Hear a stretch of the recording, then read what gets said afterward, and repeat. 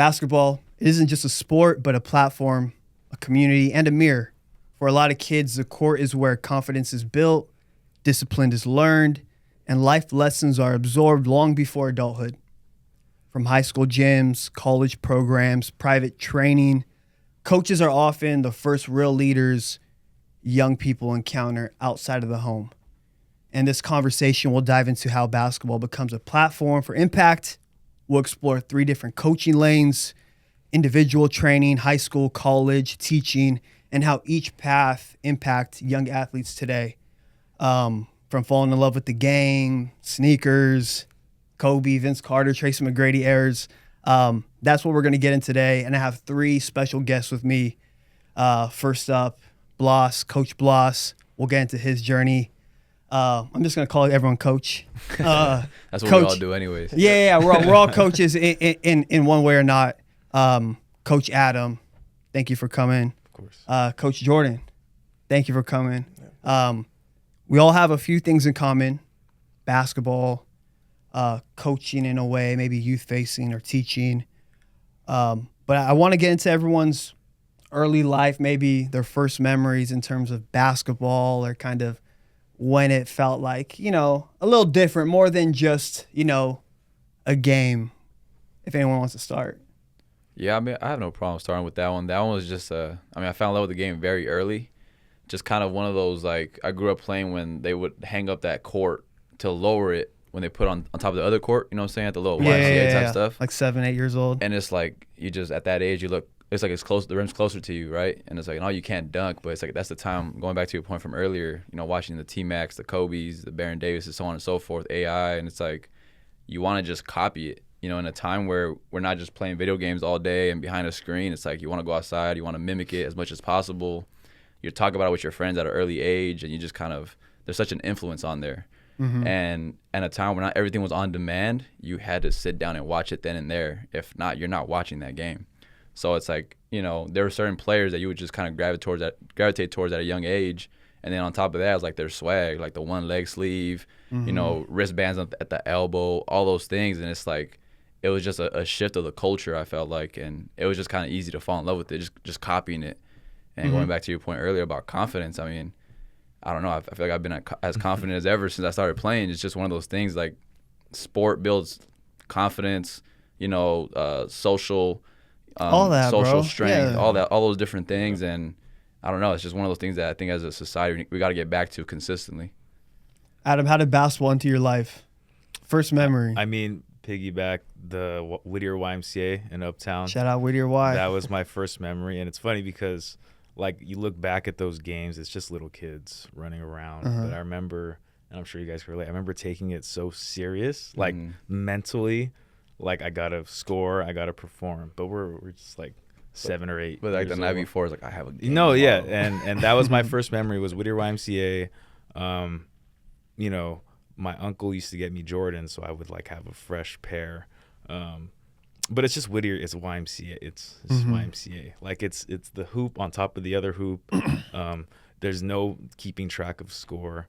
But it was just pure fun. But that led to competitive, like stepping into NJB and then just like travel ball and club ball. But the first memory was just the fun YMCA stuff. But I mean, of how serious I took it. That's the first thing I remember is like, and I was so nervous before games and if I didn't perform.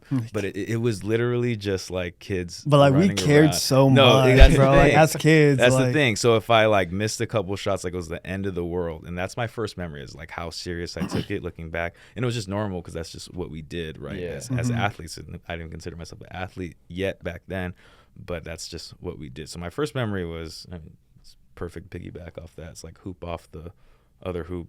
Yeah, that's pretty much the first memory. Yeah, what about you? Yeah, no, I think just YMCA, NJB, that brings back good memories. I think just watching TV and trying to mimic everything I saw on the screen, whether it was in the backyard, in the house. Actually, my first love was baseball. Mm-hmm. So So I'm Cuban, like that's kind of ingrained in the roots. But like no matter how much I wanted to play baseball, I naturally gravitated back towards basketball, and I kind of felt like, okay, this is where my calling should be. And I kind of just felt like from that point on, it kind of just took off each year. I kept getting more serious about it, kept studying the game, kept trying to learn more about it. Yeah, whether it was like the swag, like you said, the leg sleeve, the headband. Right. Shit, I wanted braids like Mello. Like I just wanted to be kind of in that scene, and kind of I felt like it was a different culture to it than any other sport, and that's kind of why I gravitated towards basketball. So Yeah, I mean, to your point too, I played pretty much every sport growing up, and it's like my parents not just allowed me to, but they kind of like wanted me to, and like you said, just every time I gravitated back to basketball. It was just kind of a no-brainer. It was just a different feeling. Does that make sense? Like, Yeah. I don't know. It's like, all right, I could go eat Mexican food wherever I want, but it don't taste like my mom's Mexican food, right? It's just you can always gravitate back towards that.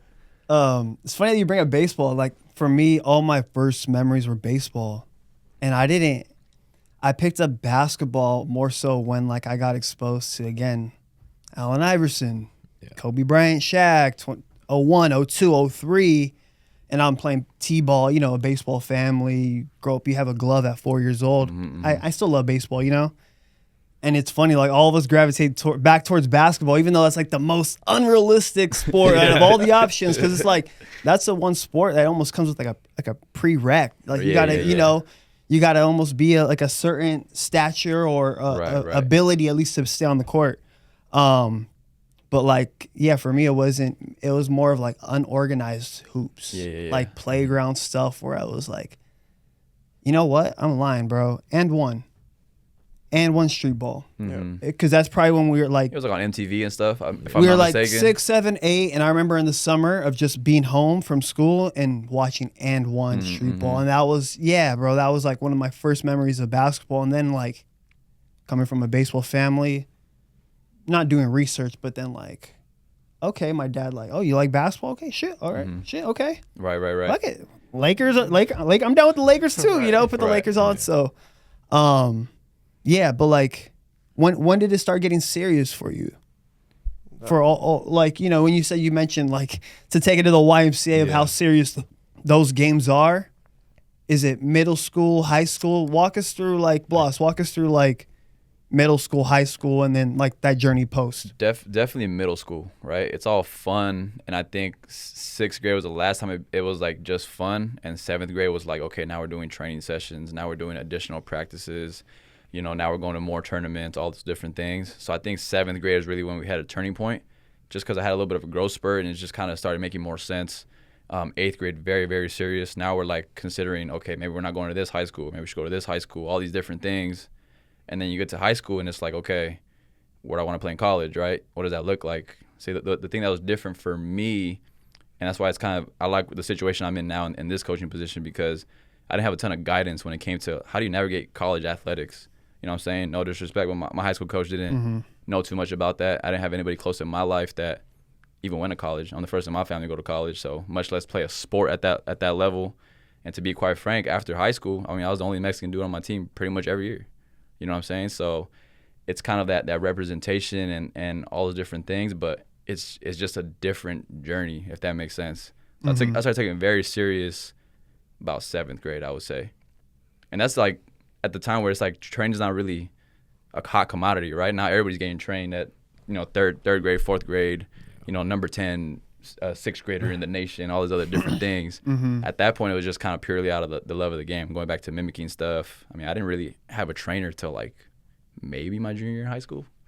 Maybe. Yeah, straight off the hustler. Like you're probably playing like what, summer, you're doing the tournaments and stuff probably, but as far as like really getting into a bag, how kids are nowadays, where it's like, damn. And we're gonna get into that later too, because just like the development piece of it. I mean, I would love to get into that if we got, you know, time later. Bro, yeah, bro, we're gonna get into we'll get into everything, dog.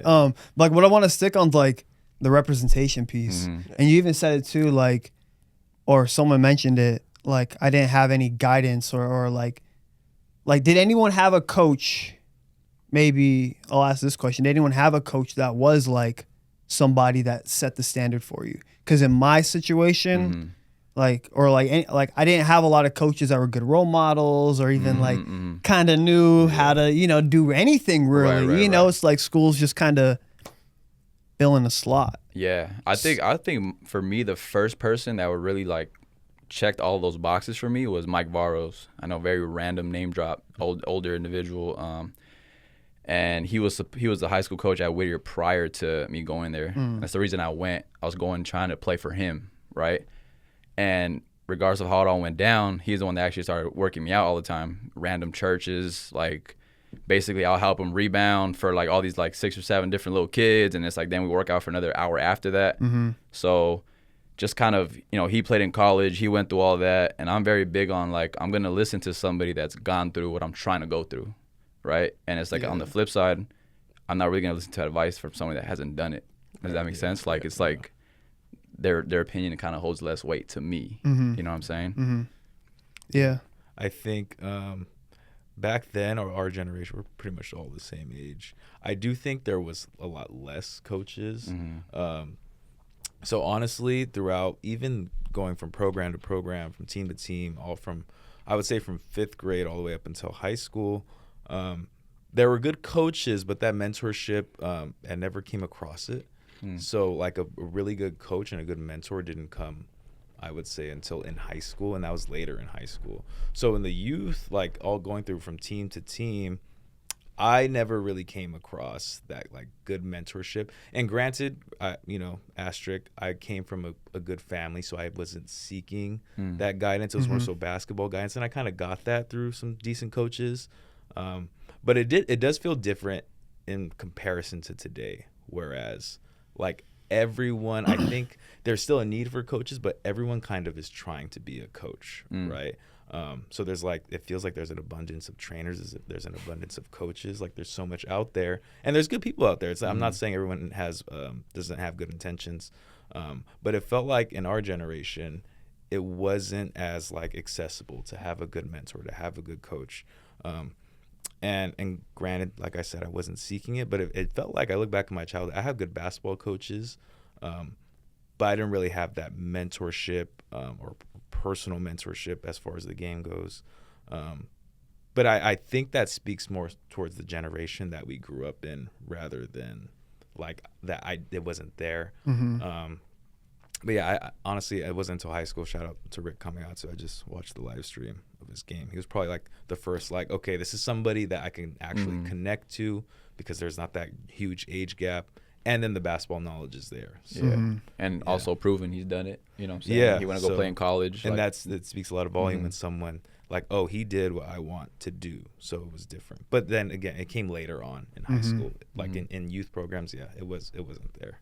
Yeah. Yeah, no, I think I got lucky early on. So, like, when I was 3rd, 5th grade, I used to go to Citrus College at their camps. And there was a guy there, coach there named Hardy Espria, who's now at Cal Baptist. And it's funny because he ended up coaching me later in college. But through those camps, me and him developed a good relationship.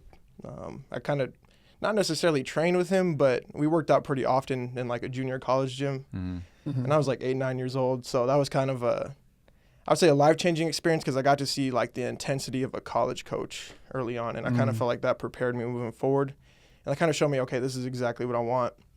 And then even into high school, I'd say I had 4 different varsity coaches in high school. Like it was Like one each year, like freshman through senior. That's tough. So when I initially went there, I went there for a different coach. So I used to live in the Inland Empire. I moved all the way to Pasadena to go to LaSalle High School, and it was like a big shift for me because I came from public school my whole life. This was a private school. And, like, it was just a complete culture shock. So, like, I was just second-guessing if I even made the right decision. You know, some things happened. We brought in a new coach right away. So, like, the reason I went there is now pretty much gone. But my Frosh coach at the time, he kind of kept me settled in. We had a really good JV varsity team at that time. So I kind of felt like this was the right place for me to get opportunity. And, yeah, I've been sticking with him ever since. And he kind of gave me that foundation of confidence, like, okay, I made the right decision to come here. And even now, like, we're coaching at the same high school. Like, he's the head varsity coach. I'm his assistant now. So it's kind of crazy that, like, a full circle moment.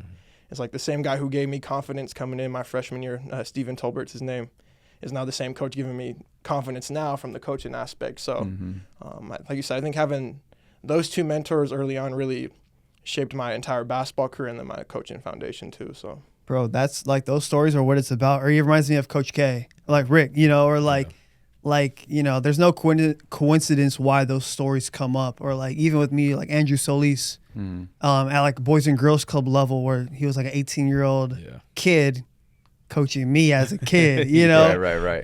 But then he hired me on at the Boys and Girls Club, gave me my first job, So it's like, you know, like more of those moments need to happen, at least for like, I feel like, there's a lack of positive male role models, especially for teens, you know?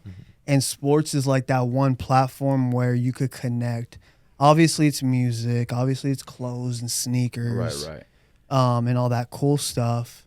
But it's like, how do you force them to be thinkers? You know what I'm saying? How do you force them to grow? And I think that's why it's dope, the situations that we're in. And it's like thinking about, okay, what did we lack when we were about that age? And like trying to do that times 10 as they're growing up. Because I can speak on like the kids I coach. They're at a very pivotal point in their lives, right? They're young adults, a couple years from graduating college. But what do the first couple years after college look like for them? That's situational. So I try to pour into them as much as I can day to day. They could take that for what it is. But it's like, that's just kind of where, like, I'm thinking about where was my head at that age, and how can I send that message where they're not going to feel like they're being attacked. You know what I mean? Let me ask you a question, because you have an interesting situation. You coach D2, correct? So I do some Saturday I was doing a coach training. This is like middle school sports, right? But the message to those coaches are, like, these kids aren't going to go pro, but they're going to go pro in something else in life. They're going to be a professional doctor, teacher. How do we prep them for that, and how do we still win games? Right. And I think D2 is like a perfect, like, environment for that. Right. Like, what are your thoughts on that? Yeah, our situation is pretty unique because, like, my boss, all she knew was D1. You know what I'm saying? Before the D2 situation started coming. I mean, played Division I, 4 years, starting point guard at Fresno State, coached Division I the majority of her career. And so, like, the standard is still the standard, right? And that could be almost a shock for a lot of kids that are coming in thinking, like, oh, it's D2, you know? So the standard is the standard at the end of the day, but it's also prepping, like, okay, you might not go pro, and that's okay. So we're just trying to instill habits that are going to translate to the workforce. You know what I'm saying? And it's above just being punctual and working hard, right? You don't go to job interview talking about, oh, why should we hire you? Oh, I'm always on time and I work hard. To me, that's like the bare minimum. Like, what's your separator? What separates you from all these other candidates, if that makes sense? So we're trying to instill as many separators that they could have when they go into the workforce, so they don't got to get a bunch of, like, for me, out of college, I had 5 or 6 jobs I didn't like before I got this job. If we could skip that 5 or 6 jobs and you kind of a lot closer, now you have a good reference and you got some good stuff on your resume leading up to that, you know what I'm saying? I think that's kind of where it's at. Because when I started this job, a lot of the girls were comparable to the age of my sister. So my biggest thing was, like, I'm not going to give them no advice I wouldn't give my younger sister, even though my sister didn't hoop. This is all just, like, life stuff. You know what I'm saying? So let's back up. Walk us through college hoops, those 5 shitty jobs, and then coaching back at your alumni. Like, yeah, that part's crazy, man. Like, even how I end up in Humboldt, it's very random. So I went the JC route first. Mind you, going back, I don't know anything about college athletics. I just wanted to keep playing ball. And like, how do I play basketball for as long as possible? You're telling your counselors and shit. Like. Exactly. So I went to this random, like, Adidas Summer Jam, like, summer league stuff, and there's all these dudes that were, you know, going D1 and going to all these different schools, and I had a couple good games, and this coach was like, you know, I want you to come play at this JC, which is LA Valley College. Shout out LA Valley one time. And people were talking about, why are you driving 45 minutes away when we got, you know, the citruses and the, you know, the real Hondos and Cerritos all around here? And I'm like, again, going back to, I don't really know what's going on. All I know is they wanted me there, so I'm going, basically. So I do my 2 years there. I actually had more coaches talking to me my freshman year. I mean, I was shooting a crazy, you know, 3-point percentage that year. It was actually insane. There was a month stretch I was shooting like 67% or 68%, something crazy. And so the phone started really ringing. What I didn't know at that time, there's 4 classes you want to take, so you get out in that first year. You got to take 2 Englishes, a math, and a science with the lab. And they all got to be above the 100 level. If I knew that my freshman year, my life's probably a lot differently, like a lot more different. So maybe you're insinuating those calls come up, you're picking them up, and, like, you're dipping out after year 1? Yeah, for sure. If they felt like I was ready for it, then I feel like I'm ready for it, if that makes sense. Because if I could play more years it's probably been a D2 level, I would rather play 3 years at a D2 level than just 2 years, if that makes sense. That would be my mentality at that point. But I ended up doing the 2 years, nothing crazy, had some NAIA, some D3s, no disrespect to any of those levels at all. The real thing that happened was I had a Division II out in West Virginia, Glenville State. Talked to that coach for about 2 weeks. He saw me work out at Canoga Park. Super random, just off-site thing. I killed the workout. He invited me the next day to come at like 7 a.m. So we worked out from like 5 to 8 on that Friday. Saturday, he wanted me to come back at 7 a.m. Mind you, one of my teammates was at that workout on Friday, and he didn't invite him back. So it's like I had to, but he was my ride the next day. It was a weird situation, man. How'd you get there? He drove me because he's my boy. Real Shout out homie. my boy Sam, bro. Real homie. And it was weird because now in my mind I'm like, well, I'm a D2 player. I gotta go D2. So out of all the schools that accepted me, because I got accepted to pretty much all the Cal States, Humboldt State, they had like a 3-4 year stretch of just winning. At that point, I just wanted to be around winning. I didn't care what capacity. I could be the 10th, 11th, 12th man on the team. I don't really care. What does winning look like at that point, right? So my boy Jesse calls me up. He said, I know you got accepted. We got a spot on the lease. What do you think? You going to come? It was a running joke up until he gave me that call. And I was like, okay, this is a sign, bro. I'm taking it. So I go outside to my dad's. I was staying with my dad's at that time. I said, I think I'm going to Humboldt. He said, what? I said, I'm going to move to Humboldt. He's like, why? I said, I don't know. It just feels right. So I go up there. Talk about the ultimate leap of faith. I was emailing the coach, trying to leave voice messages. No nothing. situation set up for Nothing, for bro. hoops. No, bro. Yeah, okay. Absolutely nothing. I get up there 2 weeks. Finally, I run into the head coach, Coach Kinder, and I basically was like, yo, I'm trying to try out. And he said, you have film? I said, I got a Huddle account. He said, we don't use Huddle. I signed him into my Huddle account on his computer. He called me 20 minutes later as I'm walking home. He said, you got to try out tomorrow at 1 o'clock. I had class at 1 o'clock the next day. I didn't go to class. You know what I'm saying? I didn't go to class. I'm not proud to admit that, but it meant that much to me. Going back to like, how much do we care about this? How much you gonna sacrifice, Bro, dog? started off as a walk-on. You know, I just redshirted that first year and just kind of, and my path up there was not ideal by no means, because in the second year, I was deemed ineligible by one unit because my guidance counselor made me take a 3-unit class that I already took at my JC, but she didn't think it transferred. So then I couldn't take it was a prereq for all the 4 units. Going back to, I don't know how to navigate college athletics. You know what I'm saying? So I got a call in the summer.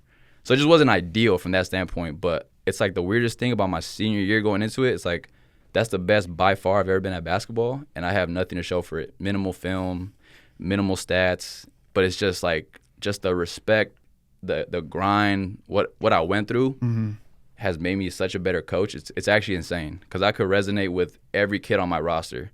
Whether she's a stud on our team, you know, leading scorer, you know, 6th man, team captain, you know what I'm saying? Maybe I'm a role player, minimal minutes. Because you've been in that role throughout your life, throughout the journey. You played crazy. It's actually crazy. Position. Kid coming off an injury, like all these things, bro. I'm able to okay, how can I walk you through this moment in your life that feels like it's like do or die? Yeah. Because I already went through that. You know what I'm saying? So then post, you play at Humboldt, you know, or unless you want to add to college, but then post. How I ended up back up there? Like a big worry for athletes or anyone in the sports is like, now what? Yep. You know, especially as a kid that didn't know anything about college. You think I know shit about the real world now? Right. You think I know shit about like for real though? You know, like. Yeah. I mean, I got a Kines degree, and if you told my 10-year-old self that I graduated with something with science, I think you're lying, bro. Like, there's just no way, right? Like, that's just not something that I was particularly interested in. But I was like, if I could be a PT or athletic trainer, I'll still be around the game. That's my first mentality. I get that degree, and then kind of another funny story. Like, people think my boss and I had a previous relationship before this job. You know, going back to your point, we really didn't. She just always saw me in the gym, and I always had respect for her as a coach. So I'll back you up. So is she coaching while you're playing at Humboldt? So my first year there, when I redshirted, was her first year coaching. Got you. And by the time I graduated, it was like 2019.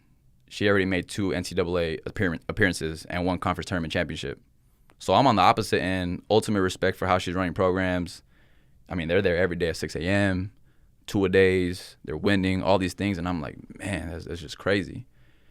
I'd go work out, you know, go get a lift in, run a little bit in the morning, go get shots up, because I knew that as they were getting out, I could get some shots up before my class. Was just my routine. Good morning, coach, how you doing?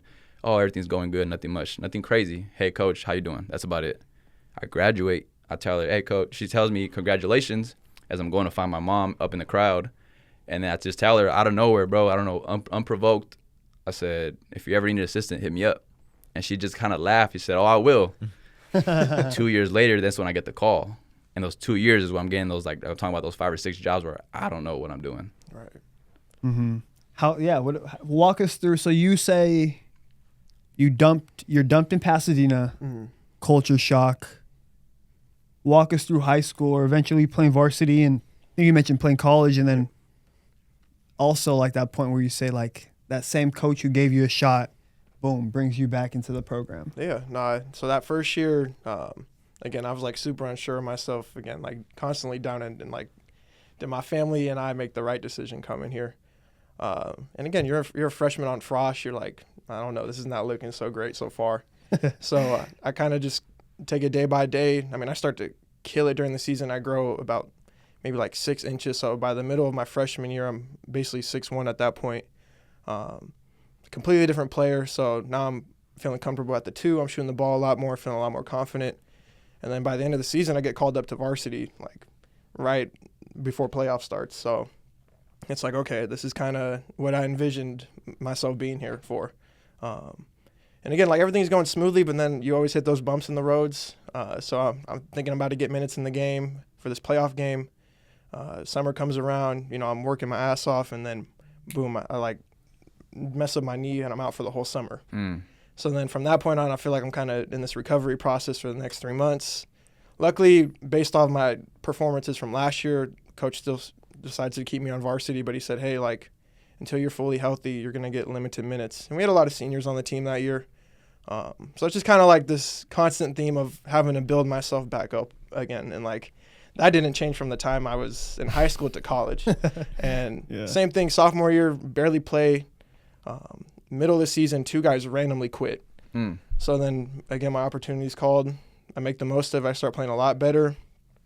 And then I feel like I'm in a good spot. Next year, we get a new coach.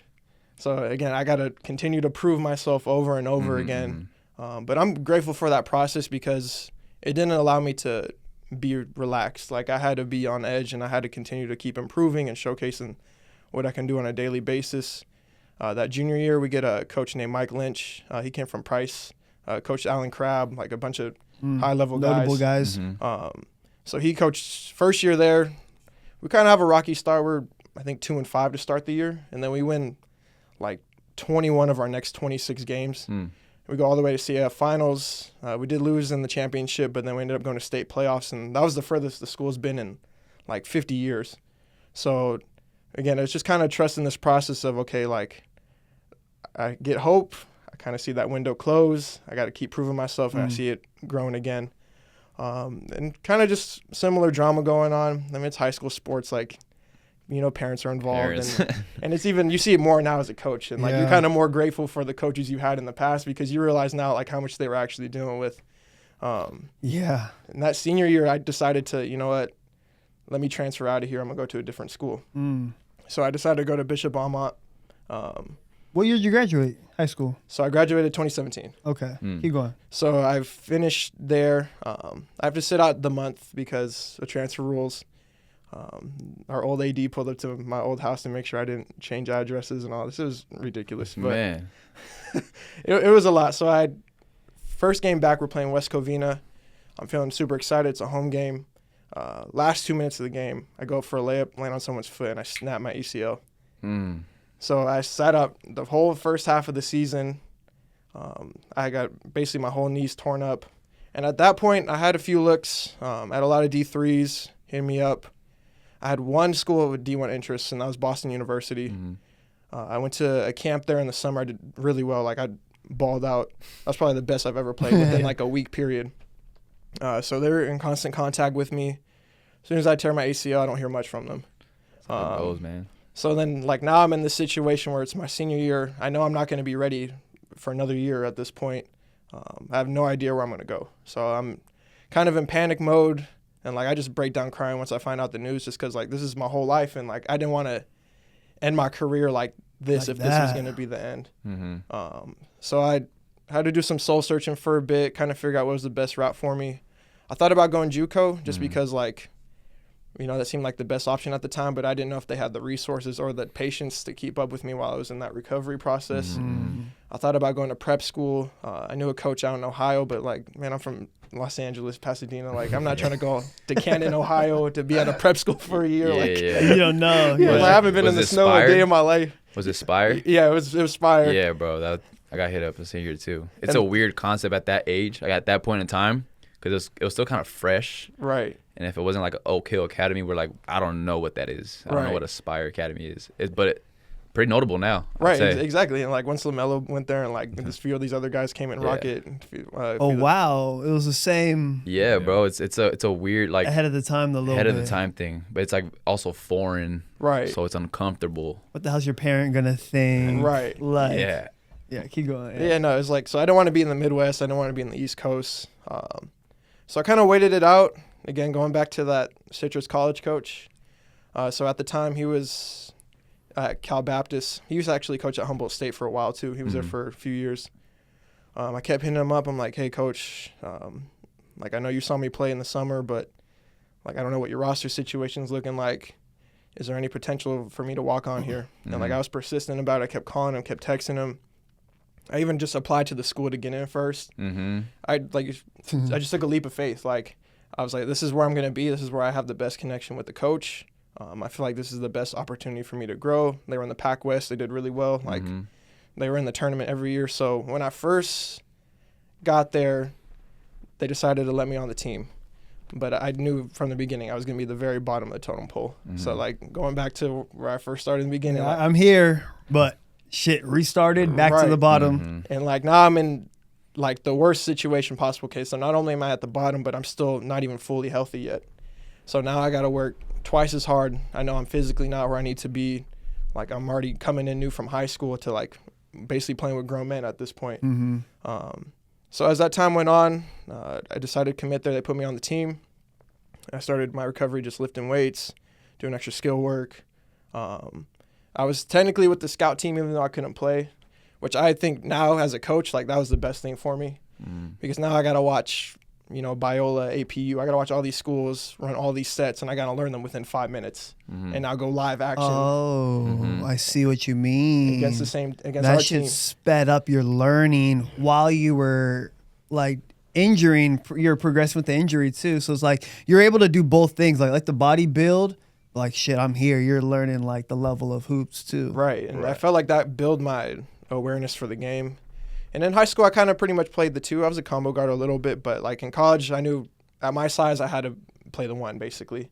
So if I messed up the play on scout, the whole rest of the plays get messed up. So, like, there was a lot of accountability on me to not only know what the other team was running, but I also had to, like, fit the personnel the people were playing against. So I had to, like, learn to pick up things on the fly. But in the end, I feel like that was the best thing for me because it taught me to pick up things quickly, recognize patterns.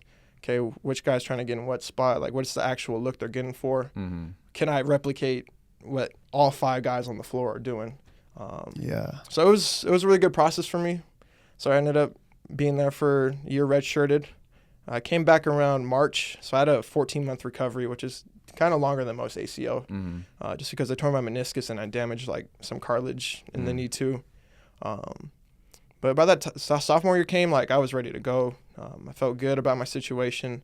Again, I wasn't playing much, but I felt like each week I was getting better to where I wanted to be. And then, like, towards the middle of league, we transitioned to D1 at that point. So now we're in the WAC. We're playing New Mexico State, Grand Canyon, Seattle Youth. Yeah. So, like, I'm constantly, like, trying to prepare myself for this level of talent. And, yeah, I get in a game we're playing UTRGV, which is a team out in Texas.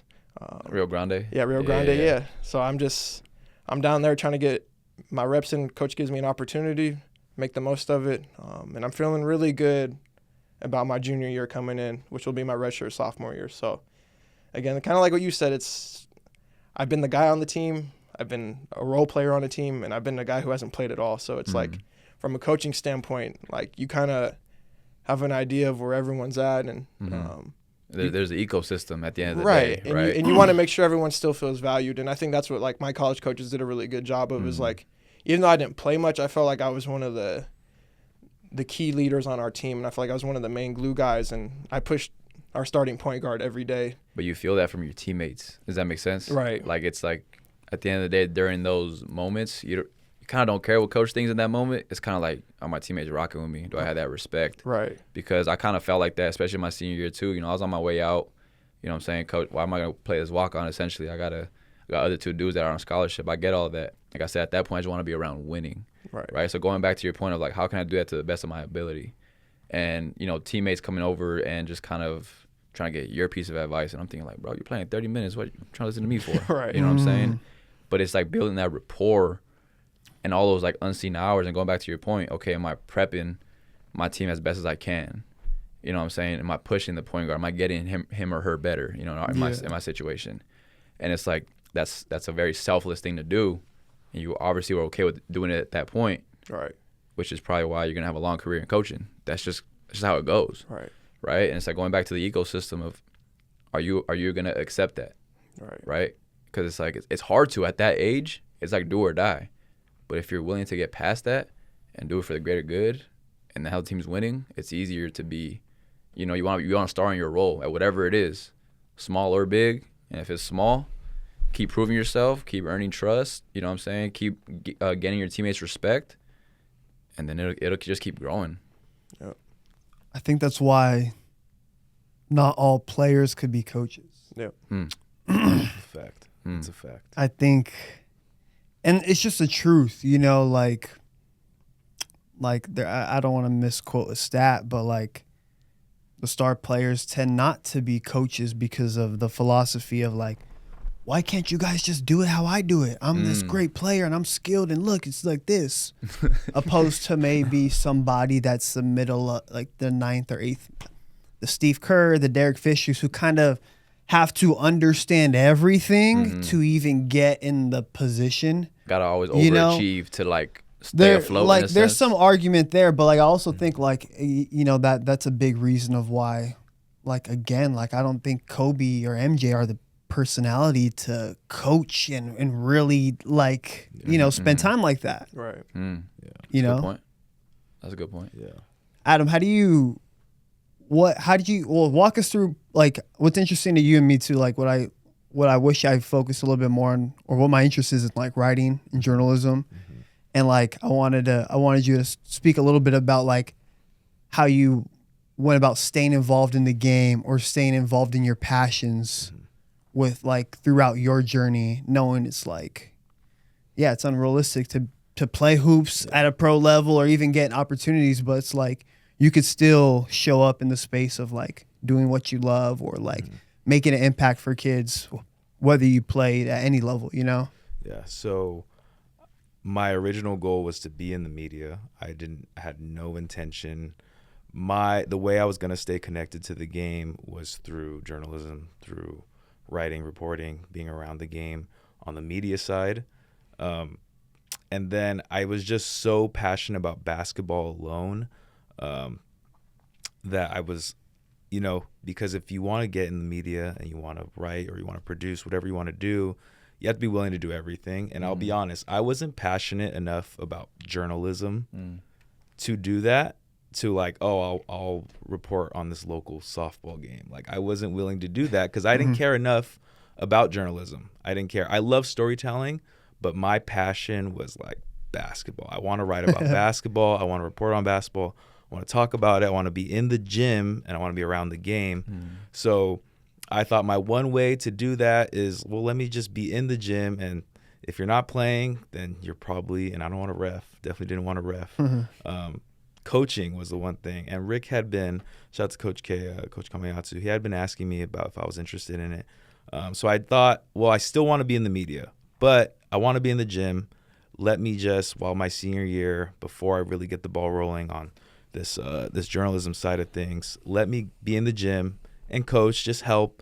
I thought I had a good mind for the game. I didn't have the playing resume, obviously, but I thought I had a good mind for it, and I thought I had patience, and I thought I was articulate with the game, and complete transformation. So the opposite. So I got into coaching. It had nothing to do with mentorship. It had nothing to do with teaching. It was just like, I love basketball, and I think I know it pretty well. And while I have time on my hands and I'm still in school, let me just coach and just see how this goes. And then complete 180. Now my life is teaching. It's mentorship. And it's less about like the X's and O's and all this. It's more about, I think, just my connection with the kids. But then to go back to the storytelling side and the media side, shout out to the Real Spill Hoops podcast. Exactly. When me and Blah started that up, then it was like, man, I'm doing it. I'm coaching, and then my media side is like I'm fulfilling that passion with the storytelling, with the podcast. And then in just the digital age, like what better time than now to fulfill that? So then I went to school for journalism, and what sucks about that well, thankfully I don't owe too much money, but what sucks about that, in this digital age, anybody can be a journalist. Anybody can, Reggie, you're more than anybody, but anybody can start up a podcast. Anybody can start up their own little, however they want to influence. So thankfully in this digital age, I have my career, I have my mentorship that I fulfill, but I can still fulfill what my original passion was, which was the journalism side, which was storytelling. It all goes back to storytelling. I was okay at writing, but my main thing was I wanted to tell stories. And shout out to Real Spill Hoops podcast. That side was fulfilled with the podcast. But I never thought I'd be in a role of mentorship or teaching, but I ended up being, I would say I'm decent at it. And again, bro, there's correlation life, between bro, coaches are teachers. If we're being real, the 100%. Best coaches are teachers, dog. And I'm the same. Going back to what Adam was saying, like, bro, the type of conversations we were having in 8th grade was just kind of different.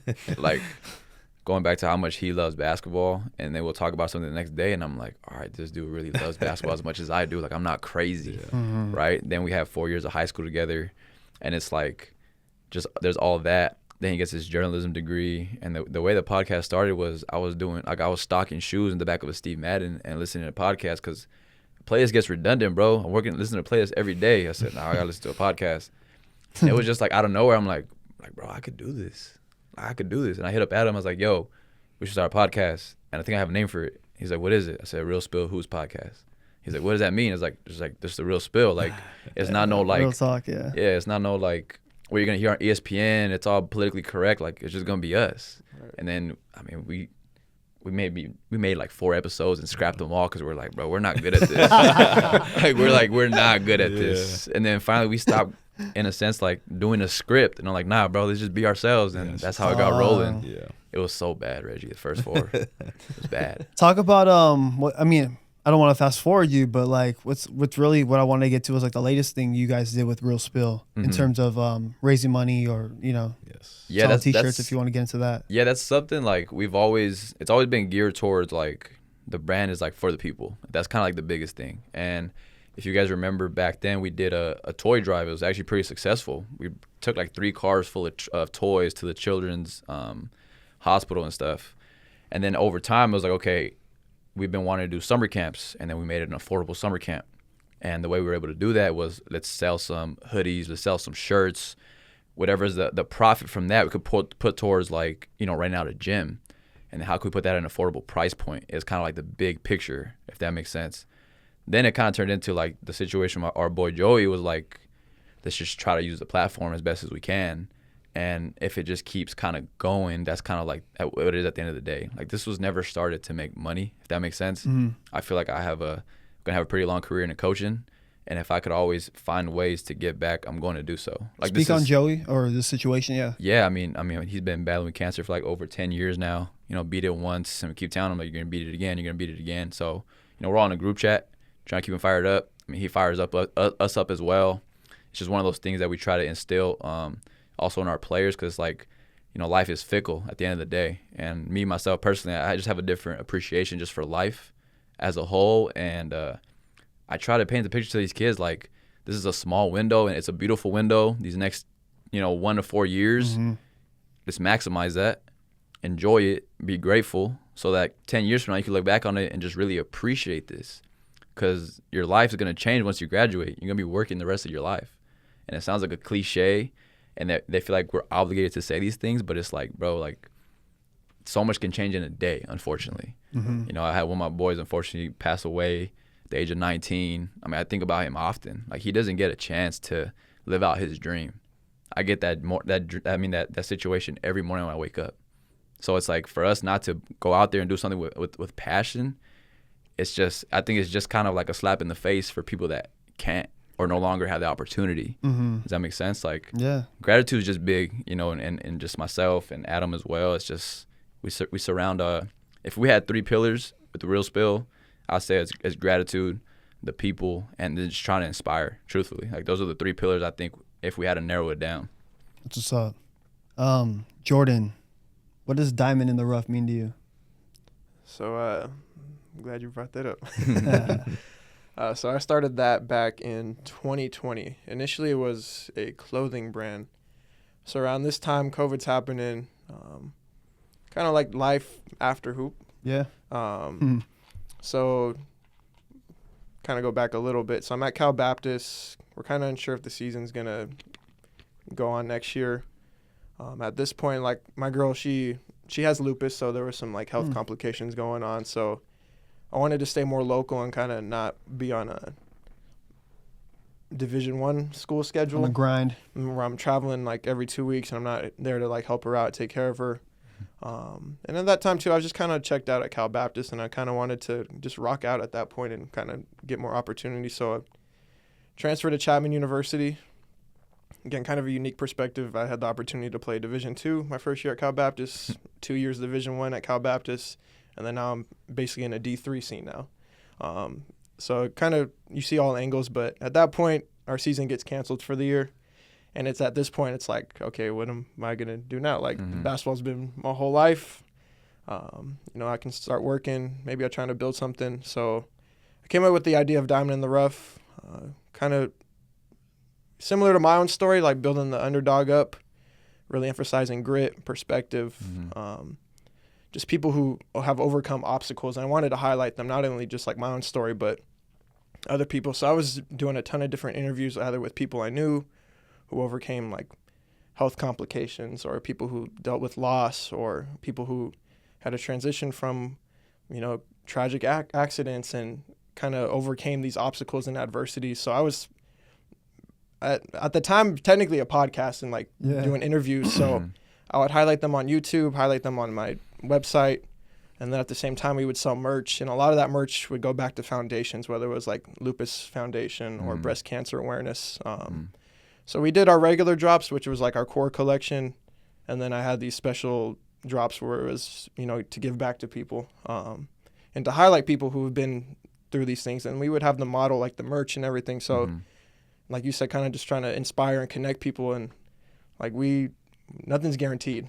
So like if we have the right perspective about life, you know, it's kind of the foundation moving forward. So that's what the brand came about. During college, I was still in college at this time, so it's my senior year of college. I'm kind of going in and out of it a little bit. I take a break from it for about 2 years. And at this time, you know, after college, I didn't want to touch a ball for a minute. I didn't want to lift weights. Like, I was tired of running on a track. I didn't want to play 2K. Like, it was bad. Like, I was just physically, mentally burnt out from hoop. And then now that I'm back in the coaching scene, I kind of wanted to restart it, you know, in a similar fashion, but shifted a little bit. So now it's kind of become my basketball training business model, where we're doing training. Eventually, I'm going to get back into the clothing scene. But I'm super grateful for that time period, because while that hoop period was like dead period for me, I kind of wanted to see what else I was good at. And, you know, I started content creation back in 2021. Had 0 followers on TikTok, and now I have like over 400,000 followers on TikTok. And that kind of gave me the confidence, like, okay, I'm more than just hoop. Like, I'm a gifted individual, and I have things that I could share to help other people out. And then from that point too, I'd worked a bunch of different jobs. Like, my first job actually was at Lids at an Irvine Spectrum. Okay. That's not bad. That's still kind of, you know. It's just one of those funny First job. things, though. Like, you look back on whatever that first job is, and it's like, I was doing that for like $12 an hour. Right, Like, exactly. you know what I'm saying? Or probably you're younger, so it's probably like 15 for you, right? So I started off as associate, and like, I'm kind of making this money to pour back into the brand. Yeah. And kind of a crazy situation, like within a month, our manager decides to leave. And I was pretty close with the district manager and the What's regional up with manager. people leaving on you every time? Like, That's what I'm saying, Can we man. talk about that? Coaches, managers, what's up over here, man? I know, then I'm over here thinking it's me. So she ended up leaving. They had full trust in me to take over the store, and I had a really young staff. Like at the time, I was like 22, and the rest of my staff was 18, 19 years old. So there's 4 of us trying to run this entire store at one of the busiest malls in SoCal, and we made it work. Like we were one of the top 50 stores like in the entire U.S. We weren't even like selling like jersey merch. It was all fitteds, and like we were killing it in embroidery, and that's kind of where like my love for like fashion and hats and all this stuff kind of started. It was like at that peak era too. You know, everyone's like getting different side patches and custom under brim. So I was like, if I'm gonna sell this product and push it, like I got to make sure I know like what I'm actually pushing. And again, it was just a foundation of building confidence post basketball. It's like, okay, I'm still in a team setting, but now I'm leading in a different capacity. And it was nice to like see my employees and coworkers at the time like elevate their game too, and like we were killing it. We were the youngest staff within the entire district. So In the nation. yeah, in the nation. Number 1 store. One and done lids. Yeah, Man. go ahead. No, my bad. I didn't mean to interrupt, but you were talking about your story. You're talking about Diamond in the Rough, and I was sitting back like, man, this convo is so dope. Like how, like, if only, because it kind of goes back to what we're saying, like if we could only tell the kids now how cool this game really is and the platform it is, and like the combos we're having now to like your brand, to what you guys are doing, it's like, I feel like that's what it's about, you know? But like you were saying like stuff I didn't even know. Obviously I'm thinking training, but I didn't do enough homework to even see the 2020 stuff. So just hearing that's like super dope, because it's like, man, that's what Kickin Game's all about right here, dog. But anything else you want to, you keep going? Yeah, no, I think similar, like you kind of just go through these periods where you're like adjusting to life post basketball. So you're trying out different jobs, whether it was like food, retail, and eventually I kind of felt my presence was best in education. So then I started getting into school setting, like teaching, front office manager, working in daycare.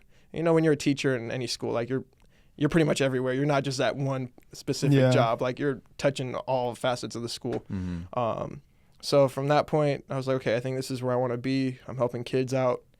I feel like because I'm younger, I have a better connection with the kids. And at the end of the day, like I think kids just want to feel seen. 100%. And like I felt like I did a good job of that as a teacher, as an employee, as like a staff member of the school. And I think the kids, the energy I poured back into them, they reciprocated back to me. From that point on, like, yeah, that's kind of stayed in education, and then coaching came a little bit later after that, and I've been kind of stuck in that lane since. So, Adam, has there been any struggle with being a young coach or a young teacher, like finding your confidence or your authority in a classroom or on the court? Yeah, because sometimes it's not even about approach, it's just the youth in general. So like being a younger coach, being a young teacher, it's not even about, did I say that the right way? Is my presence not coming off strong? It's just, you're young. And so the kids, because I've tried different approaches. I think I'm a good teacher. But how old were you when you got your first, like, my first classroom? Yeah, your first classroom. First classroom, I was 26. I just turned 26. And it's crazy because I felt old. I felt, I should be teaching. Like, this is the right age. I've been here. But looking back, I think anything mid-20s is super young to be in charge of, like, already teenagers. There's 18-year-olds in my class. It was hard, it was tough. I would say being a young teacher, it's inevitable. You're young. You can do whatever you can to have the right approach, to have the strongest presence possible. But teenagers are always going to see you as, you're young, you're cool. Don't worry, you're the chill teacher. You're cool. Like, and that's sometimes, most days that's not the approach you want. You don't want that reputation as, I'm just the chill teacher. I'm not the good teacher. I'm not the strong teacher.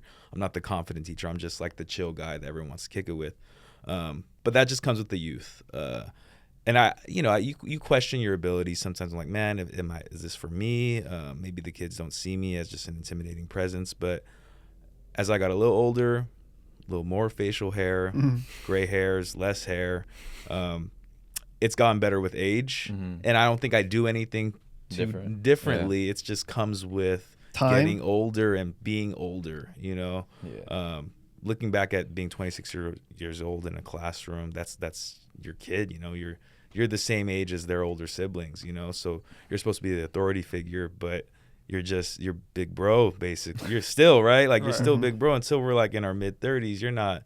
We're not unk. Yeah, I don't know that hierarchy. I skipped unk. I went straight to dad. You went straight to pops. Huh? Just skipped it. Straight to pops. But yeah, it comes with time. But definitely that's a fun conversation, because like you overthink it. You're like, am I fit for this? But it comes with time. So what's one thing you would say to like a 24-year-old that's looking to teach or To get into coach? education? Yeah, and they have these worries maybe, or like one piece of advice. I would say just be patient with the process, but also don't stay on your toes. I mean, don't Walk on eggshells. Yeah, don't walk. Don't be content or like Yeah, Don't go yeah. I chasing mean, waterfalls. just be hungry to continue to improve. And it's kind of teaching. It's like coaching. Like it's an innate ability. Like, you can't teach somebody how to coach. You can go to all the coaching clinics in the world, but if somebody doesn't have that innate ability, it's tough. So I would say the only thing I could tell them is be receptive to feedback, because some people don't have the greatest perception of themselves. They might think they're the greatest teacher in the world, right? Some people, it's hard to convince them that they're not the greatest thing in the world. Yeah.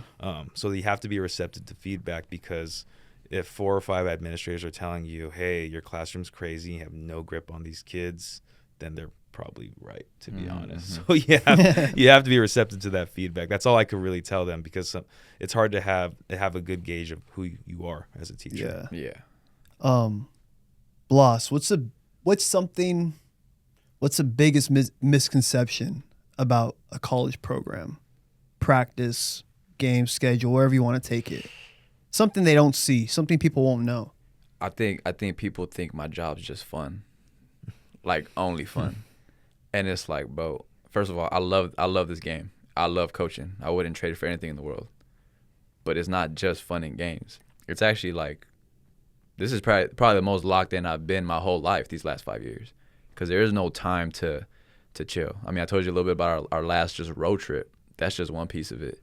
You know, my family could attest to it. My girl could attest to it. Like, there's long hours. There's some 12, 13-hour days. And that's not even an exaggeration. And I get up the next day and do it again. Yeah, I was going to say the time is probably what, people probably don't understand that he is on the clock at all times. There is no clock. It's not just I show up to practice. It's not even that at all. You So know what I'm walk saying? us through, like, I don't even want to, it's not, there's no Monday through Friday, but like, give us a glimpse in on like what the season grind looks like right now. Right now, so it depends on the phase that we're in, right? Like, the preseason is double days. Walk us through.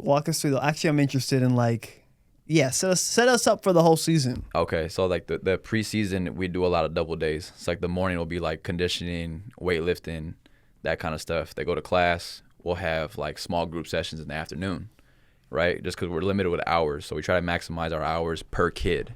So we're limited with hours per kid, if that makes sense. So if we had one team practice, does that make sense? That means every kid gets that hour, 2 hours, whatever it is. But if we have like 3 or 4 small group situations, now each kid gets more of our individual attention, more reps, especially when we get kids transferring in or young ones that we're trying to work on stuff, because we're very big on player development.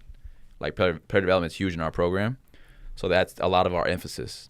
Now you fast forward to like we start official practice, so much stuff's like team oriented. I mean, you think about in a practice, right? You could test this. How many shots do you really get up in a practice? If it's a team oriented practice, not a ton. Yeah, no. You need to find those shots on your own, right?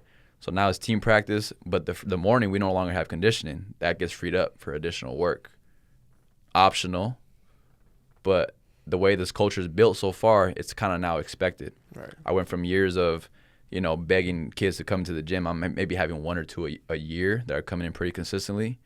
Now we're having between 5 and 8 come in the morning or on different times of the day consistently. And that's just shout out to them. Like, they're holding themselves to that standard, and the results are slowly showing, if that makes sense. But right now, it's team practice, you know what I'm saying? Well, now it's conference, so it's a pretty routine. Monday is about us. Tuesday, it's mostly about us, a little bit about our next opponent. Wednesday, it's about the next opponent. Thursday game. Friday, really quick turnaround. Forget everything we just went over on Thursday because we got a team we got to play on Saturday. And then Saturday is done. And then Sunday, we got a quick 2-hour study hall session in the evening. So I'm really working Sunday through Sunday.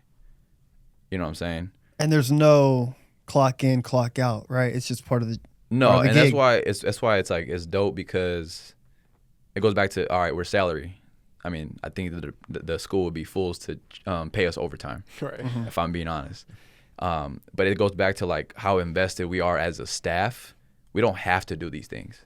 Whether we're there for just practice or we're there for 12 or 13 hours, we're getting paid the same. There's no monetary incentive. The only incentive we have is getting these kids better. And I feel like that's what's beautiful about what we're doing. And I would willingly do it every time. What's cool about my boss as well, I have no problem doing food orders or doing the laundry or whatever I got to do because she gives me such a long leash when it comes to the basketball stuff. It's so much more collaborative than just like being of just a hierarchy of head coach, assistant, or just delegating. Yeah. There's Laundry, road Yeah. trip, all the bullshit, you know. Nah, it's not like that at all, bro. I'm very lucky just who I work for because there's that piece of it and there's just that true, going back to what we've been talking about, mentorship. She is prepping me to one day be a head coach. And every day I attack that day like, what if I'm a head coach tomorrow? How would I do this every day? I mean, I ask her a ton of questions. If she was here today right now with us, she would probably say, man, this dude's probably annoying. 4 or 5 questions a day. But it's like I want to soak up as much knowledge as I can while we're still on the staff. So you just together. don't give a fuck. You're just like, I need to get these questions off. Because a lot of people would be like timid. Even me for sometimes, you know, like it's hard for some people to like be in that position and ask questions or put their pride aside. Especially as an assistant coach. Like Yeah. if I got a gig somewhere, like someone might come in and you might act like you know it all already. Opposed to like, nah, let me just actually learn and show that side of you because then it opens up like you said, the collaborative. And I think a lot of young assistants make that mistake. Yeah. And I think the reason why it was easy for me is because I saw how she was operating the 3 years I was up there. Right. So there was an automatic respect for what she does. There's also, she's done it for 30 years at a high level. It's like, I don't know nothing. After year 1, I was just happy to be there. So year 1, I was just happy to be there. I'm still thinking like, okay, if I don't execute, I might be gone next year. There's no actual tie to this job, right? It might be year to year. Every day, my goal was 3 things: get better, be the best assistant that she's ever had. That's me subconsciously.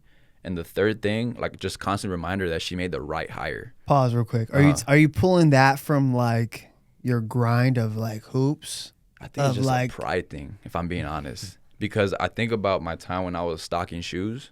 I wanted to be the best at stocking shoes. You know what I'm saying? I know that sounds corny and cliche, but it's like, to me, it's like how you do anything is how you do everything. Yeah, bro. I agree with that, bro. I You was always know? called a try hard, but like, nah, dog. We were part of that generation. I don't know. Yeah. Keep going. Yeah, so like that's a big piece of it. Going back to like that automatic respect of like, Yeah. okay, so year 1, just learning how she wants things done, when she wants things done, how she operates. And then it's like year 2, okay, I'm in a better flow. But then also she gave me more responsibility because I've earned that. And now year 3, everything's clicking, but the results aren't where we want them yet because we both are individuals that hold ourselves to a very high standard, and we try to instill that to our roster, and sometimes that just doesn't always work. Does that make sense? Mm-hmm. So it was always like, all right, coach, me and you, we're going to figure this out. And it's just that automatic respect that she's a workaholic. I'd say I'm a workaholic. And it just kind of works. We're both like the right amount of crazy where it's like we bounce ideas off each other nonstop. You know what I'm saying? And we're going to keep trying to adapt. We're going to keep trying to figure it out. Like you can't just shut us down. It's just not going to happen. That's just not in our DNA. And now we have a roster that kind of embodies that in a weird way, and it's dope. I had a quick question that just popped up, but like, you know, sounds like you're happy to be at Humble and like the journey's been like dope, right? But you're not at the peak and you're not at the end of the journey.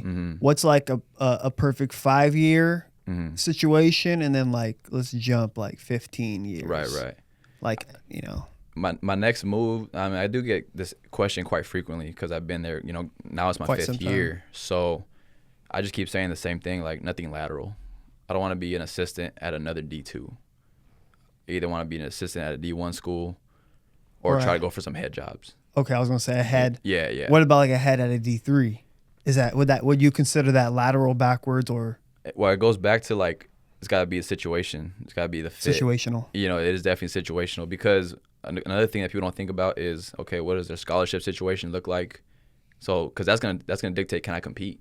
Go on. Well, dive into that. What do you mean scholarship info? So at the D1 level, there's an X amount of full rides. At the D2 level, we have basically a pot of money, and we got to divvy it up amongst everybody on the roster as equitable as possible. And what I mean by that is some people have different financial situations. Some people are probably going to produce more based on Skill. what they've done, right? So it just kind of depends, right? And that's just facts. At the end of the day, the way I explain it is this. If we were all selling cars on a car lot, you sold 30 cars, you sold 10, you sold 5, and I sold 2 for the month. Why should we all get paid the same? Right. I don't think that's a wild take. That's just how life works, Right. you know? That's another misconception of what he does. Probably people don't realize that Division 2, because that's important. That you know, that's totally different than 14 full ride scholarships that a Division 1 gets. That's And you got to get it right. Yeah. Because if you're going to allocate money on a player and kind of like believe in the player this way, that might shorten up your, you know what I'm saying, how much you have left to divvy up amongst the rest of the roster. So you better, if you're going to be top heavy, you better make sure you get it right. But at the D1 level, if you, let's say it's 13 or 15 for sake of argument, you got to get maybe 8 or 9 of those 15 right, and you'll still have a pretty good season. You know what I'm saying? Mm-hmm. Yeah. Jordan, what about you? You're still young, but it seems like you're calling towards like working with youth, especially basketball. Like walk us through like maybe some goals or like something you would want to pursue in the near future, but then also long term. Yeah. So right now, I'm coaching high school ball. So I'm the director of lower levels. So I'm the head coach for JV. I oversee Frosh, and then I'm the offensive coordinator for varsity. And that's kind of all pretty recent. Kind of the same thing. I get this question a lot. This is my 3rd year now at the high school coaching. Started off just Frosh, did Frosh and JV both last year, and then now I'm kind of touching base with all 3 teams. And LaSalle's a Notable. a notable program, Right. you know. So my bad. Just wanted to add context. Go No, ahead. no, and yeah, I'm kind of at this weird point because I also really enjoy player development. I feel like that's where my strong suit is, but I really love like the X's and O's side of it too. But I think for me at least, I could see myself, running a varsity program. But like you said, I wouldn't want to be lateral, like being another assistant at another high school, especially like with my mentor from when I was a freshman in high school. Like, Yeah. that just doesn't seem like a smart move to make. And I feel like he's kind of giving me a long leash to, try new plays, kind of work with him on recruiting guys in and out. And I think just like a big point for me is just development. So I'm like getting it from a personal trainer standpoint and then also from a head coach. So I feel like I'm in this weird middle ground of like, eventually I'm going to have to pick a path, it seems like. And I could do both, I believe, but it kind of depends what my goals are. Like, do I go, the Chris Brickley route, kind of being that like high profile trainer, even in like that fashion scene within like he has his own signature shoe and stuff like that. Or do I want to keep, in the high school setting and kind of build a program from the ground up and like oversee that situation? So to be honest with you, like I don't know where I want to be in the situation next 5 years. I know I want to be around the game. I think where I'm at currently, it could change, but I think I want to stay more in that player development, personal trainer space. But yeah, I get this question a lot. Like I really try to build kids' character more than anything because I feel like I can teach any kid how to dribble, shoot, pass, like move more fluid without the ball. But the thing is, like, if you have the right character, like if you're an elite teammate, elite leader, elite competitor, and like you have a good perspective on how to grow as a player, like you're naturally going to get better over time. And like you can be coachable and like I can coach you hard and you understand it's from a place of love and not a place of like attacking you. Yeah.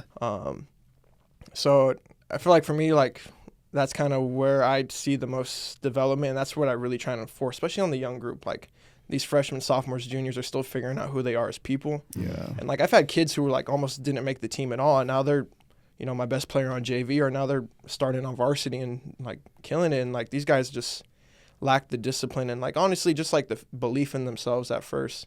So I feel like it's my job as a coach to kind of, put them on the right path. So that way they're still driving the vehicle, but like I'm kind of paving the road for them to, stay on a straight line. Yeah.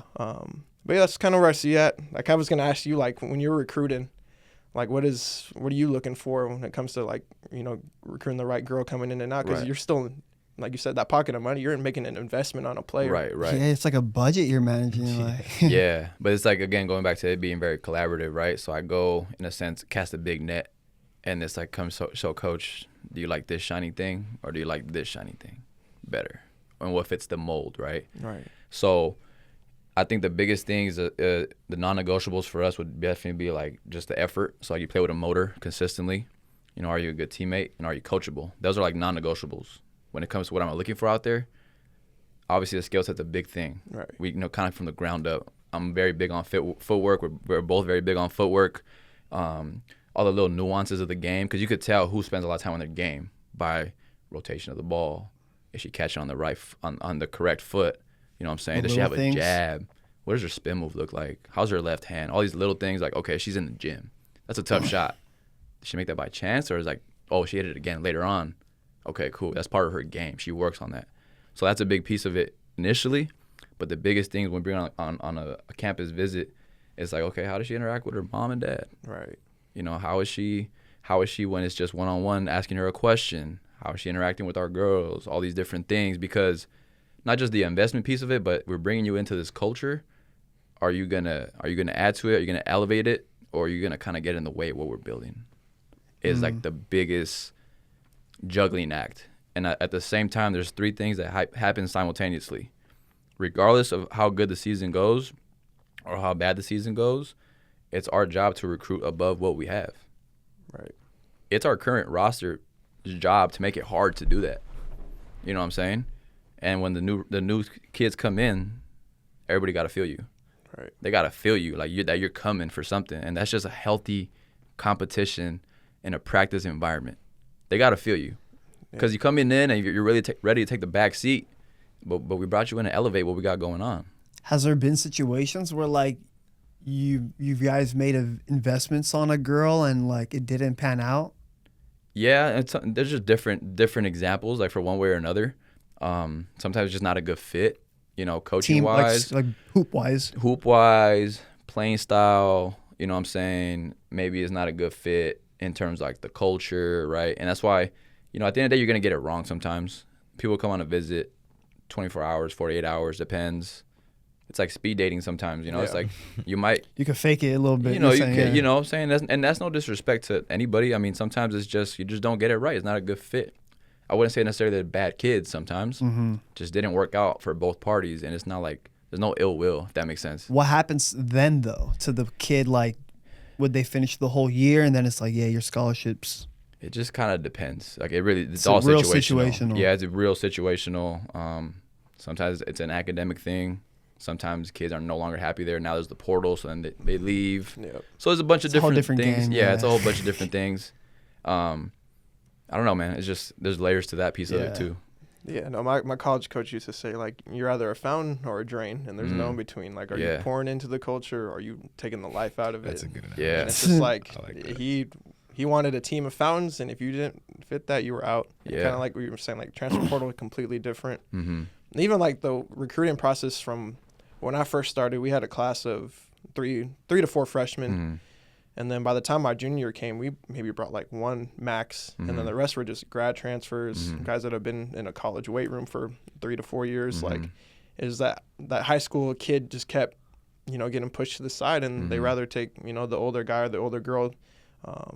So is that something you're kind of still seeing at the D2 level too? 100%. Yeah. 100%. But I think, right? Yeah, it is kind of a mess. But like for me, it's always about perspective. To me, it's like it's a blessing in disguise. Yeah. Oh, there's all these high school kids that are kind of like getting overlooked. What's up? So basically, you could do your homework and find like the diamond in the diamond in the rough. Exactly. But it's like there's pros and cons to both, right? Sometimes people want to correlate experience with age, right? But sometimes some of these high school kids can go. Yep. So it's like, what's the difference if I hit her up now or 2 years from now after she goes JC? What's the difference? Let's just start working right now, going back to the player development piece of it. You know, that's definitely our head coach's stance, and I appreciate that. So I rock with it as well. Like that's kind of our, that's our attack. I got a question for everybody. Would you all rather have you're scouting or something, like a B or C level player, but their engine you don't question, their character you I don't don't even question. need to hear the rest of the question. Yes. Or There's no or. so no A player with classroom issues or off the court issues. No, I take it back. Because it goes Look, back. I'll go last. So B or C player talent, but that in every game, every practice, and they're coachable, they're teachable. Mm-hmm. Maybe you could get them better. Or there's a player that's here. Damn, he's gonna be a headache, or she's gonna be a headache, or the classrooms are iffy. It just depends on the baggage. Yeah. Because the golden question that we always talk about as a staff is it work wittable? Can we work with that? And if we're constantly going back and forth and questioning that, probably shouldn't go that route. But if it's work wittable, then maybe. Adam, what do you think? You know the pioneer trauma that I have. I would say you can have okay players that check off every intangible possible, but we've been in those situations where it's still not enough. Or talent. So for winning, the better option might be that A player that you might try to instill those intangible things into them, and you're better off because they have those tools right on the court. So I'm just gonna say, just from the trauma of what we had, we've had amazing kids. Shout out to my Pioneer boys, awesome kids that have all the intangibles possible that we couldn't get it done because we just ran out of talent and physical tools, all that. I'm gonna just say from that perspective, but I would probably lean towards the other answer. But just based off how things have gone in the past, I would go for the talented player. I'd say 90% though. Like it's like maybe 85%. Very close. We're gonna go with the kid with the motor. The 15% with no issues. Yeah, and the 15% it's just situational. Because both of you said or player development. Mm-hmm. Well, what do you think? I would say I lean more towards the kid with the motor. Like, I'd rather have a kid with some rough edges that I can smooth out compared to like a kid with no edge at all. So like, I think that's a bar. Okay. Clip that. Clip this. So it's just one of those things. But I mean, I've been on the opposite end too. Like, I kind of think you see it a lot in the high school setting. Like sometimes the kids just don't have the right mentorship prior. So it's like, how much baggage are they carrying, and is it something that you can work with? I mean, I had a kid who was a sophomore, got cut from JV. He talked to me about playing on Frosh my first year there. And I said, I just had a serious conversation. I said, do you actually want this? Like, and are you going to be coachable? Like, I don't need to hear anything else that happened. Like, I just need to hear those two things. And he said, yeah, I want to be here and I will be coachable. And we still butt heads here and there, but like as the season went on, he was grateful that I even took a chance on him when everyone else kind of just counted him out. And from that point, like next year he's on Frosh to varsity. And it's just like one of those things where like it is situational, and like if the talent really outweighs the headache, you still think about it a little bit, but it's to an extent where it's like, okay, is this going to be the best thing for the team too? I think this is an easier question. If the whole team was A talent with issues, great issues and behavior, or C plus talent with no issues and a motor, and you got him for 2 years, I think coaches may lean towards the C plus. Unless I'm wrong. No, I agree with that. Yeah, no, I agree. I definitely agree with that, because if you have a team full of, like you said, headaches, there's no culture being built. Versus, I mean, actually, I'll give you a good example. My boss's first year at Humboldt, right? That roster, they didn't have a good season overall. She took that same roster next year, and they went to the NCAA tournament. And I think they won the conference that year too. I think that's the same year they did both those things. So same roster from year 1 to year 2. And I would say a lot of people would consider them maybe in that C plus B range, just overachieving. Her biggest goal every time is like, how can I get this roster to overachieve? And I think that's what she's kind of known for. Does that make sense? So it's like being around a bunch of overachievers I mean, they're gonna run through a wall. Yep. You know what I'm saying? I would take that, and it's also more fun to coach that Yeah. because it's deeper than just coaching them on Thursdays and Saturdays. What's she gonna look like on Monday through Wednesday? We have way more practices than games. Yeah. So when Consistency. it comes to headaches, I'm like, come on, man. You know what I'm saying? Yeah. What do you think, Adam? No, I agree. Because it comes back to the culture and setting the culture. With a team full of headaches, that's like a recipe for disaster right now. Unless you're Bobby Knight or somebody crazy that can get a good grip on that. I think I would take where the focus is just the basketball and not the management of personalities and all that other stuff, right? And that way you could focus on let's get better as basketball players because I don't have to manage you guys as knuckleheads. I would take that all day. I think the argument's like, if they're C+ at the beginning of the season and they had no issues, by playoffs, are they going to be a solid B with no issues? And then your whole team is like, because then it's like legit, opposed to you start the season with A's and it's like, Yeah. I mean, that's kind of the phase we're at right now. I'm not saying I'm not ranking my players grade-wise or anything, but like we're hitting into the Christmas break right now. We get back up there, we have like 20-some days with it's just basketball. There's no school. Yep. So it's like that's the goal of getting better during that time. that's kind of lit. Bro, it's the best time of the year. Like it's the best time of year right now. Everybody's home. They're gonna recoup a little bit. If they got some little boo-boos, you know what I'm saying? They could rest them up a little bit, and then we go back at it. And it's just like this is my favorite phase of the season because we should be getting a lot better. Does that make sense? Yeah. Like right now, shout out to Humboldt. We're 4-0 in conference right now. There we go. Best start since 2014. There we go. And I'm going to go on record and say we haven't played our best basketball yet. So, just saying. I'm excited for when we get back to campus. Rooting for y'all. Yeah. I have a fun little question. You're building a coaching staff of notable, popular, famous coaches. Dead or alive? Let's go alive. Let's go alive. You're the head coach. You need 3 other positions. I guess I'll go first. I love the Houston coach. Sampson. Yeah, I'll have him as just like the culture setter. So he could be the head coach. And then my 2 assistants. For defense, I'll go Baylor guy. Gosh, I'm blanking on names right now. Are you going college or I fuck with it? Yeah. I'll go all college route. I think that's all translatable to any level. Coaching, like real if coaching. you could win an NCAA tournament, you could win anything. I'll go with the Baylor guy, and then we can go pro too. Then handling all my defense, I'll go Brad. I'm a Brad Stevens guy. I'll go Brad Stevens, even though he's retired already. Yeah, that'll be my trio right there. I don't know if they could hang out together or mesh, but they could be professional about it. That's your job. Yeah, that'll be my job. No, I think I definitely take Eric Spoelstra.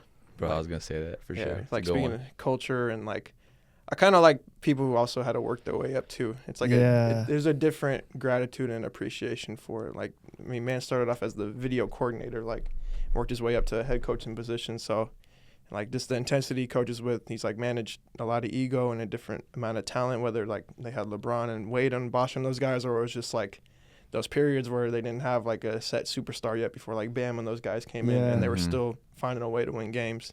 I think he is like the main guy I would get at. And then, or like the BYU coach, just from the standpoint of like, I think BYU knows where college basketball's headed. And like they're treating this more like a business where it's like, okay, we got to make sure our management is set up. We got to make sure we got our NIL right. Okay, we're bringing in NBA coaches, nutritionists. We know guys want to come here to go to the league, and that's why they're getting like the AJs and all these high-level recruits. So I kind of like that standpoint of it where it's like, okay, yes, basketball's still the focus, but let's still build like the business aspect of it. And then third would probably be, I don't know, I just Phil Jackson has like an aura about him that obviously you can't replace. And he took 2 of my 3. It's crazy. I feel like I'm be hey, copying. that's a good what were yours? Nah, for real. I mean, Spoelstra, going back to your point of just the culture and working his way up, but starting off as a video guy, and like video is such a big piece of what we do, especially like as you go up levels. Like there's so much to be. It's just such a great tool, and I feel like he's kind of one of the best to do it. Gotta put Coach K in there, and I'll go Phil Jackson as well. Because I think the biggest thing is like, even though I'm quote unquote the head coach in this situation, I could learn so much from them three, like regardless. And you always want to be learning from your assistants. You know what I'm saying? I feel like whether it be a culture thing, whether it be like getting players better, whether it be an X's and O's thing, you don't want a bunch of yes men.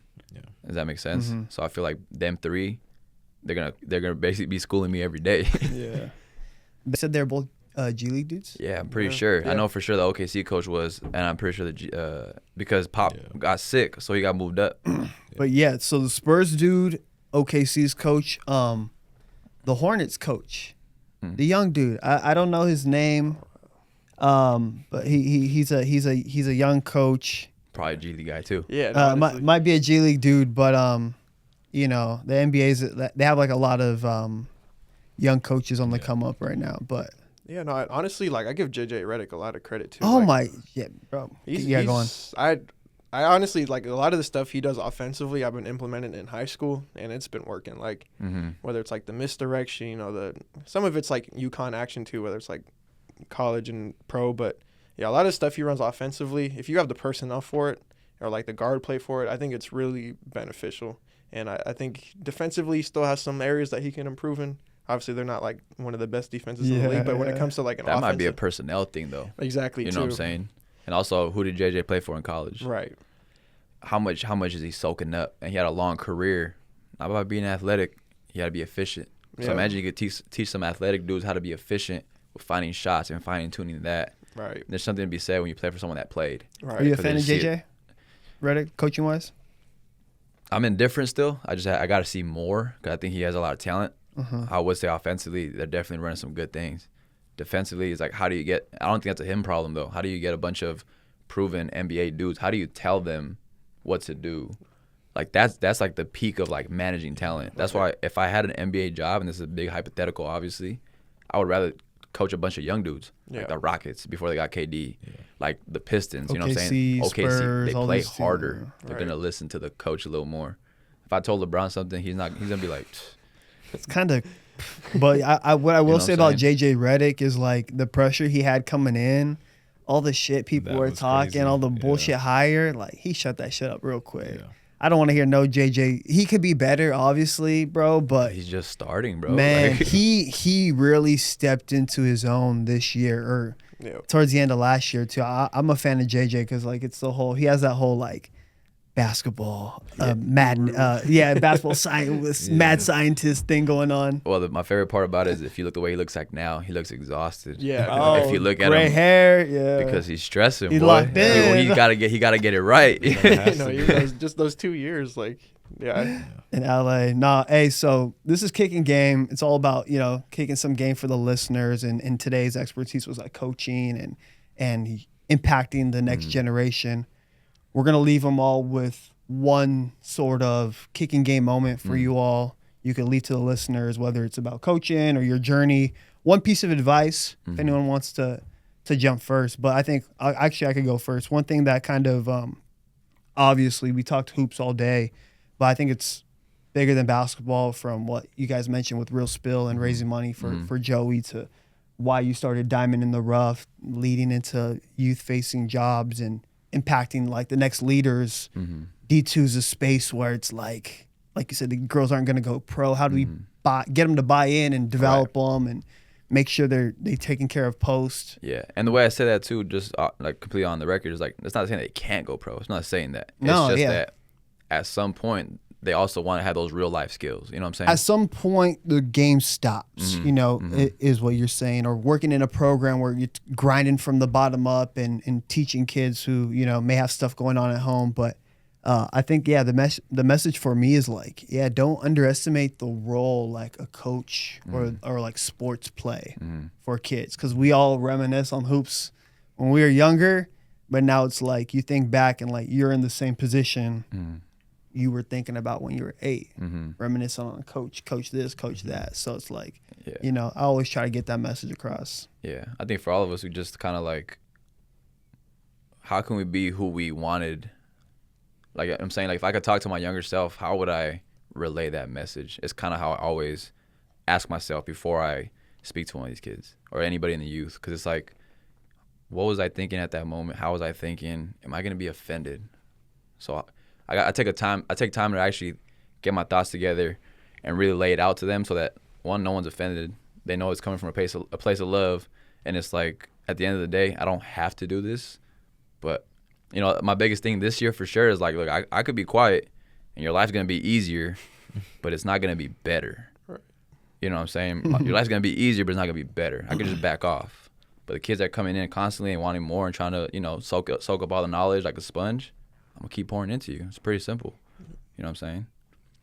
That wasn't really my final thing, but it's just because of what you said. I'll go last. It's okay, my bad. Yeah.